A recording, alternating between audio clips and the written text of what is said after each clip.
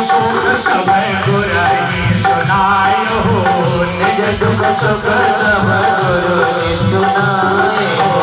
कहीं बसे बहु विधि समझायो, कहीं बसे बहु विधि समझाए। धरो धीर होई रही सुख चारी, धरो धीर होई सुख चारी। त्रिभुवन विदिता भगत भयहारी, त्रिभुवन विदिता भगत भयहारी, त्रिभुवन विदिता भगत भयहारी, त्रिभुवन विदिता भगत भयहारी। तब श्रृंगी सिंह वशिष्ठ बोला,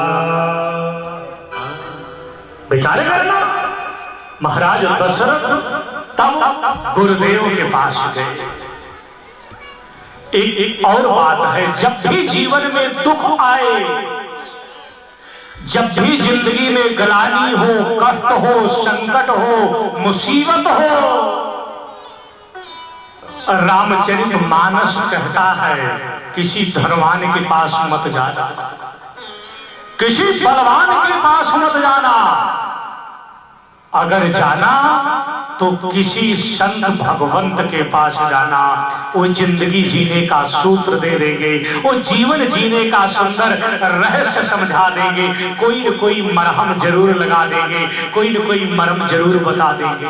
किसी धनवान के यहाँ जाओगे वो उपहास करेगा, किसी बड़े आदमी के यहाँ जाओगे वो नहीं सुनेगा, लेकिन किसी सच्चे संत के यहाँ जाओगे और बताओगे कि बाबा हमारे जीवन में ये कष्ट है, ये मुसीबत है, ये तकलीफ है, आपकी जरूर सुनेगा, कोई न कोई उपाय ढूंढेगा, बताएगा।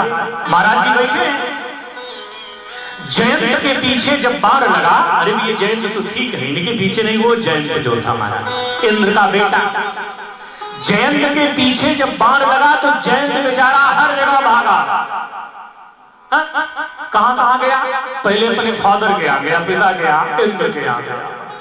इंद्र से कहा मुझे बचाओ, राम जी का बाण लगा। बोले भागो, हम नहीं बचा पाएंगे। चलिए ब्रह्मा जी के यहाँ गया, पितामह बचा लो। अरे बोले हम राम जी के बाण से बचाए। शंकर जी के यहाँ गए, बोले बचाओ।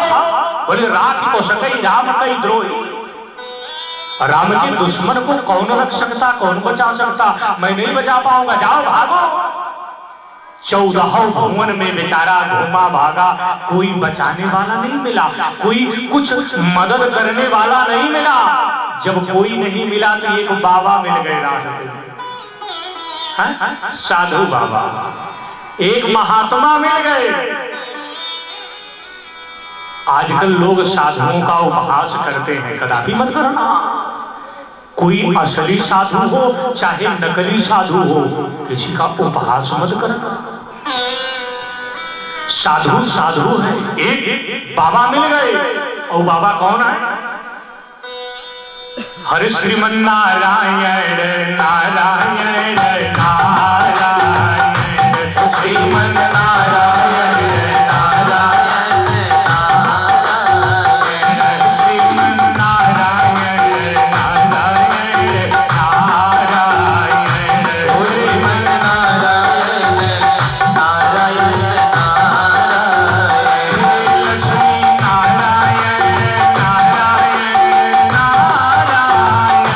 बोल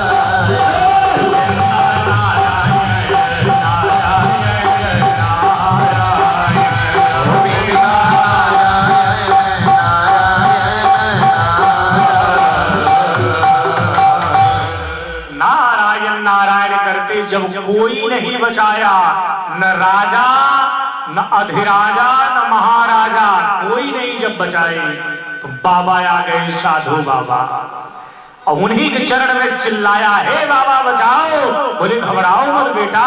क्या? बोले पीछे बाण लगा, मार डालेगा। गुरु बाबा ने कहा, बेटा बाण को मारना होता तो कब मार देता हूं, मारने के लिए नहीं, चिंता मत करो। खड़ा विचार करना और वही उपाय बताए कि ये बाण नहीं लौटेगा, ये तब लौटेगा जिसने छोड़ा है, जब उसी के पास जाओगे तभी लौटेगा, उसके पहले नहीं लौटेगा और कोई नहीं लौटा सकता। अच्छा, होना भी यही चाहिए। हम जिसका अपराध करें क्षमा भी वही करे तो ठीक है, लेकिन हम अपराध पड़ोसी का करते हैं, जमीन पड़ोसी का हड़प लेते हैं और क्षमा हनुमान जी से मांगने चले जाते कि हनुमान जी आप क्षमा कर दीजिए। गलती अगले आदमी का करते हैं, क्षमा हनुमान जी से मांगते, हनुमानो जी डांट भगा देते, भागो। जिसकी गलती की हो उसी से क्षमा मांगो। सही बात। हम जिनका अपराध करें क्षमा करने की पावर भगवान उन्हीं को दिए। भगवान काहे आपको माफ करेंगे? नहीं, आपने गलत जिसके साथ किया है अगर वो माफ कर दे तो ठीक है। जैसे जैसे जैसे इस समय एक मामला बड़ा चर्चित है पूरे देश में है? आज कितनी तारीख है? 16 है ना? अच्छा, 20 तारीख को फांसी होने वाली है, जानते हैं नहीं जानते? 4 लोगों को इकट्ठा फांसी होने वाली है ना, वो जो दिल्ली में एक बार मतलब कांड हुआ। अब बताइए, अपराध जिसका किया गया खैर तो मर गया, उसकी मां है वही लड़ रही है निर्भया वाली कांड में। 20 तारीख को फांसी मुकर्रर हुई है। राष्ट्रपति भी मामले को खारिज कर चुका है, बचाएगा नहीं, मर जाएंगे, फांसी होगी। फंडामेंटल तैयार कर रहे हैं, इंटरनेशनल कोर्ट में जा रहे हैं लोग, बचने वाले अंतरराष्ट्रीय कोर्ट में जा रहे हैं, मुझे फांसी ना हो। एक बात मैं आपसे पूछूं, कोर्ट अब क्या मदद करेगा जब सुप्रीम कोर्ट राष्ट्रपति सब खारिज कर दिए तो मरना तो है ही। लेकिन आप सपोज करिए अगर निर्भया की मां आज ये घोषणा कर दे जाकर के कोर्ट में कि इन 4 लोगों को फांसी नहीं होनी चाहिए, हम इनको क्षमा दान देते हैं, तो उनको कोई लटकाएगा? उनको कोई लटकाएगा? कोई मारेगा? कोई नहीं मारेगा।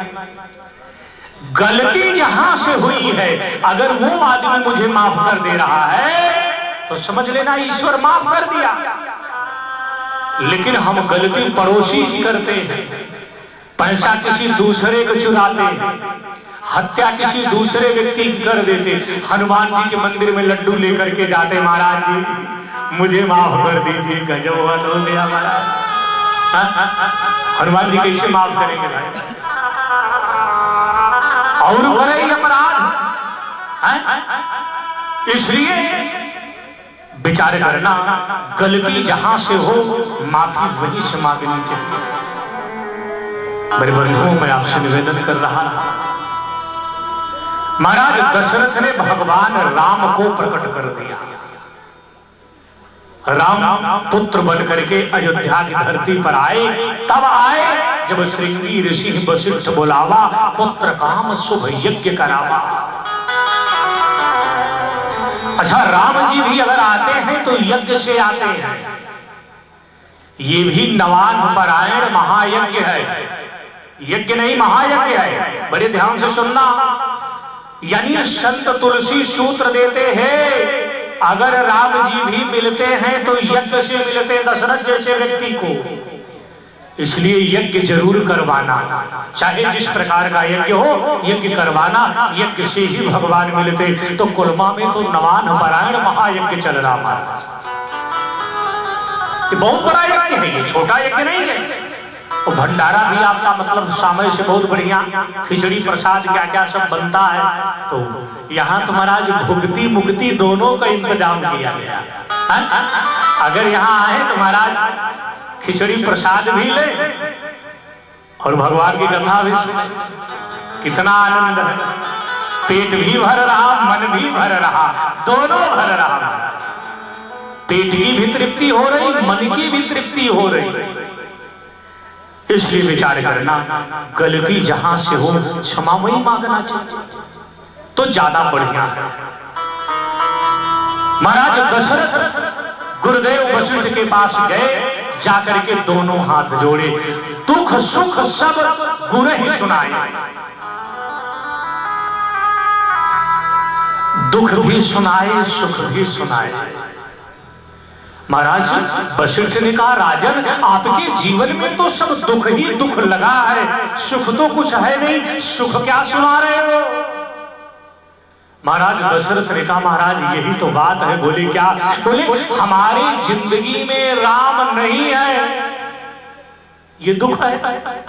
हमारे जीवन में राम नहीं है, ये दुख है। अब आप कहेंगे सुख क्या है? राम नहीं है, ये दुख है, लेकिन राम मिलाने वाला मिल गया है, अब यही सुख है। बोलिए रामचंद्र भगवान की जय। गुरु जी आप मिल गए हैं ना, अब ये सबसे बड़ा सुख मेरे जीवन में है। महाराज दशरथ भी जब जीवन में विपत्ति का दिन आया तो और कहीं नहीं गए, गुरु भगवान के यहाँ गए।